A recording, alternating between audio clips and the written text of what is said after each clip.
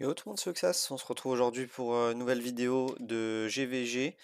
Donc comme tous les 2 jours, hein, j'essaye de vous faire ça tous les 2 jours avec Zanka et Moyul qui m'accompagnent pour ce challenge où on doit intégrer et instaurer des épiques dans nos teams. Donc on va commencer avec la première vidéo, c'est celle de Moyul, si je ne dis pas de bêtises.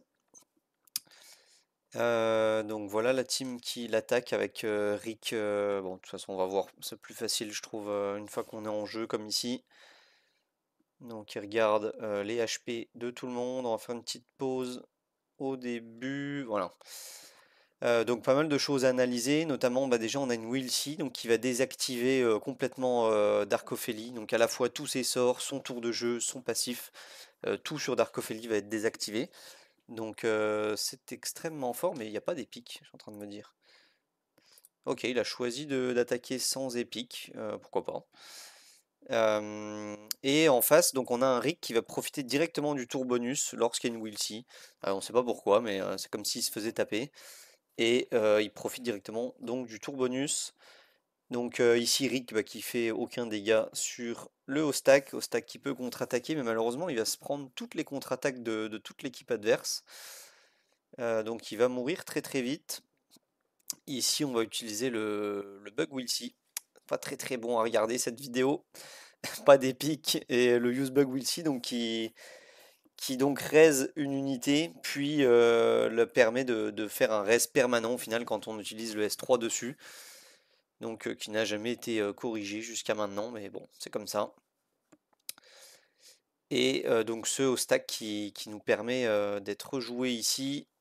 Voilà, on va se débarrasser de la Darkophélie.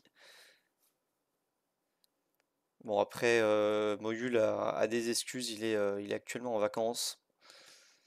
Donc il n'a pas forcément le temps non plus de respecter le challenge, y compris avec des épiques. Et est-ce que du coup sur sa team 2 il a du perso épique? J'ai pas vu, non, il n'y en a pas non plus. Mais c'est des grosses devs qui sont attaquées également, hein, donc c'est quand même pas évident non plus attaquer avec du perso épique. Vous pouvez également m'envoyer des attaques, hein, évidemment, même si vous n'avez pas de perso épique dans la composition. Évidemment, utiliser des persos épiques, c'est ce qui rajoute un petit peu plus de fun, on va dire, pour ceux qui sont les plus à l'aise. Mais c'est loin d'être obligatoire, hein, loin de là, évidemment. Enfin, c'est pas nécessaire du tout, loin de là. Alors, est-ce qu'on va faire mourir définitivement ce Royce? Ouais, et on essaye d'intégrer Emily aussi, mais ça va pas passer pour Emily. Voilà, Emily qui raise, mais ça ne marche pas face à une Yolanda Light qui a S3. Ça ne fonctionne pas. Oh, le Badmar qui a voulu économiser son S2, mais ça lui a coûté cher malheureusement. Ok, on arrive à se débarrasser de cette Emily. Ok, la Emily qui va soigner, et malheureusement le Badmar qui va avoir... Non, j'allais dire aucun autre choix que de taper Oderic, mais si, il a eu le choix. Allez, on se débarrasse de ce Oderic et la Alice qui va parvenir donc à aller chercher 7 Hydril, donc double victoire côté Zanka. Bien joué à lui. Et côté Module, pardon. Et on va passer à côté Zanka. Donc Zanka qui a utilisé des épiques avant que j'ai inversé les deux joueurs. Non, je crois pas que Moyul a Adeline, donc c'est effectivement Zanka ici. Donc qui va jouer William et Hazel. Donc Hazel qui va être un support qui va être là pour ressusciter. Et William qui est plutôt un choix intelligent. William qui booste les S1 et elle on fait des S1, Adeline en voilà un en contre-attaque à chaque fois. Donc à la fois dans son kit et à la fois dans son set divin. Et le William qui va booster la def également de cette Adeline. Donc on va pouvoir avoir une Adeline carry ici qui va effectivement contrer à merveille que ça soit le Hostak ou la Darcy. Très très bon contre à ces deux héros là. Voilà, ici on va économiser, on va attendre que l'immunité de Darcy disparaisse. Voilà, c'est chose faite. Ok, on va S3 côté William pour poser le break def qui a été instantanément retiré par Karma. La Karma va se débarrasser de Karma, et ici on va pouvoir mettre en soin cette Darcy, qui va contre-attaquer et se mutiler à cause des soins. Voilà, comme on va le voir là, à chaque fois qu'elle va subir pas mal de dégâts, et elle va même en mourir. Donc première attaque très bien réalisée. Deuxième attaque, on est en full RGB, donc on a besoin que d'un épique effectivement, côté Zanka. Donc on joue que Kyle en full RGB, très très bon RGB, notamment, bon, on l'a dit dans la précédente vidéo, pour aller copier Adeline. Très très bon RGB, mais malheureusement c'était sans compter sur Dark Ophélie qui recule ce Kyle dans l'ordre des tours de jeu. Mais la Hydril qui est en train de faire un taf monstrueux, accompagné de cette Atalane. Malheureusement, elle se heal plus, Hydril. Va falloir trouver des ressources. Il faut se débarrasser de cette Adeline qui, pour le moment, arrive à esquiver les coups. Et malheureusement, elle aura le temps de jouer. Et en plus de tuer cette Hydril, ça va être compliqué. Ici, il faut S3, mais elle esquive encore cette Adeline. Comme je l'ai dit dans ma vidéo Focus Adeline, un des meilleurs persos sur le jeu. Si elle esquive tout, elle est intuable tout simplement. Et ça y est, elle arrive à tuer. Alors ici, on a juste à se débarrasser du Dark Orac. Et Dark Ophélie, tout simplement, en mourant, va faire ressusciter le Roktar via les saignements, même si elle parvenait à le tuer. Donc bien joué à Zanka, ça passe sur le film et ça passe, hein, cette Dark Ophélie qui a été un problème. Et ici, voici donc mes deux attaques.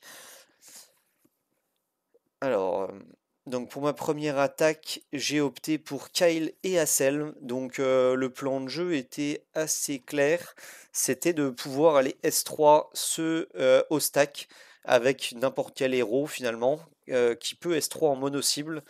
De cette manière, Ostak aurait contre-attaqué, et en faisant sa contre-attaque, il se serait pris la contre-attaque de Renatas et d'y passer.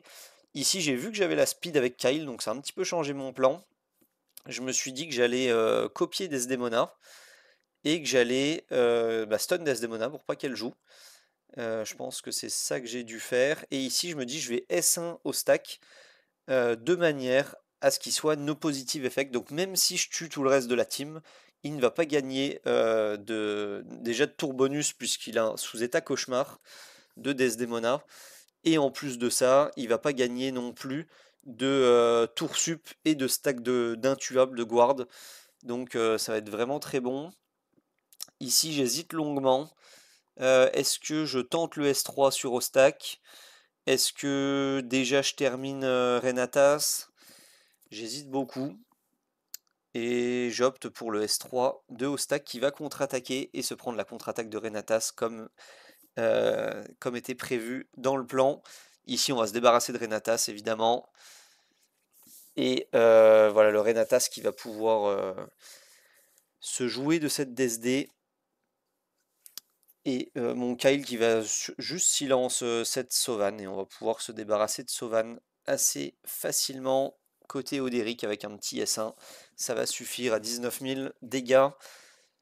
Et enfin, donc voilà une team que vous commencez à connaître, hormis que j'ai rajouté donc un petit Royce. Donc ce petit Royce qui va aider énormément à Tara pour les stuns. Je me suis dit que Onomaros plus Hydril, ça doit beaucoup stun dans la team adverse. Donc le Royce Atara va pas être dérangeant, et Atara qui va pouvoir également retirer les saignements, chose que Royce ne peut pas faire. Donc là, j'avais oublié ce petit détail technique, c'est que Royce est mon unité qui a le plus d'attaque de l'équipe. Et en étant l'unité qui a le plus d'attaque, malheureusement, tous mes 7 résonances, à savoir sur Atara et sur Banmar, vont malheureusement attirer les foudres de la karma adverse. Mais on a le temps, donc là on va on va aller essayer de silence plutôt une karma qu'un autre. Et le Tucker qui va faire un boulot monstre de renvoi de dommages. Regardez comment ils s'encastrent tous. C'est un Epic Light, hein, Tucker, donc vraiment accessible. Et on va parvenir donc à tuer extrêmement facilement. Voilà, merci d'avoir regardé la vidéo. Je vais quand même vous montrer les stuffs avant de quitter la vidéo. Donc de tous les héros. Donc notamment dans la team 1, on a joué Renatas, mais avec son vrai stuff, pas son des stuff de Gemini. Alors Renatas vrai stuff, il est ici. Donc voilà à droite. Donc ça c'était pour Renatas. Ensuite on a joué Oderic, que je joue rarement, mais faut pas se voler la face, hein, c'est la meilleure unité sur le jeu, donc il faut en profiter, tous ceux qui ont Oderic. Donc voilà pour les deux lèges. Ensuite on a joué deux épiques. Donc on a joué Hassel pour commencer. Donc mon Hassel qui a le même stuff que dans les autres vidéos. C'est du raider, hein, tout simplement. On essaye de le faire jouer assez rapidement avec un petit peu de focus pour utiliser le sort de stun lorsqu'il est premier, pardon. Et ensuite, je sais même plus ce que j'ai utilisé comme second épique. Est-ce que ça avait vraiment de l'importance? Ah, Kyle. Alors, donc oui, il était important pour le coup dans cette première composition. Donc même chose, un petit peu de focus côté Kyle et beaucoup de vitesse, 382 de vitesse. Et dans cette team 2, donc on a joué Atara Badmar, donc qui ont comme très souvent le même stuff. J'imagine qu'il était dans mon stuff de rock. Voilà, Badmar qui était comme ceci. Ensuite, on a joué Atara qui elle a le même stuff toute l'année. Voilà pour Atara. Et enfin, donc on a joué Tucker qui, ça fait déjà une paire de vidéos qui revient. Très très bonne épique, je trouve. Donc voilà mon Tucker.